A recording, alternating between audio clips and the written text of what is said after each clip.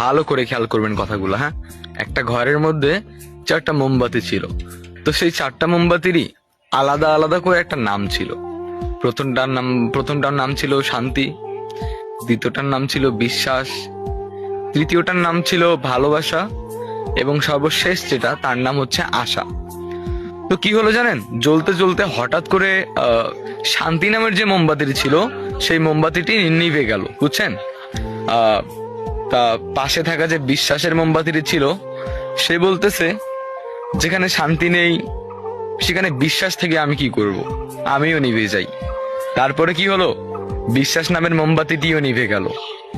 তো কিছুক্ষণ পর জ্বলতে জ্বলতে ভালোবাসা নামের মোমবাতিটি বলতেছে, যেখানে শান্তি নেই, যেখানে বিশ্বাস নেই, সেখানে তো ভালোবাসার কোনো মূল্য নেই, ভালোবাসা থেকে আমি কি করব, আমিও নিভে যাই। তো 4টা মোমবাতির মধ্যে 3টা মোমবাতি নিভে গেল। কি কি নিভে গেল? শান্তি, বিশ্বাস, ভালোবাসা নিভে গেছে। তো আধা ঘন্টা পর ওই রুমটার মধ্যে একটা ছেলে আসলো। ছেলেটা এসে দেখলো তার 3টা মোমবাতি নিভে গেছে। তো সে কি করলো, আবার লাস্টে যেই মোমবাতিটি জ্বলতেছিল, মানে যে আশা নামে মোমবাতিটি জ্বলতেছিল, সেই মোমবাতিটি দিয়ে সে আবার পুনরায় সেই 3টা মোমবাতিকে আবার জ্বালিয়ে দিল। তো আবার 4টাই জ্বলতেছে, হ্যাঁ। তো এই গল্প দ্বারা আমরা কি শিখতে পারলাম? জীবনে চলতে গেলে শান্তি থাকবে না, বিশ্বাস উঠে যাবে, ভালোবাসা থাকবে না, কিন্তু কি কখনো আশা ছাড়া যাবে না। আপনি জীবনে কি করছেন, কি করেন নাই, কি করবেন, এগুলো কখনো ভাবা যাবে না।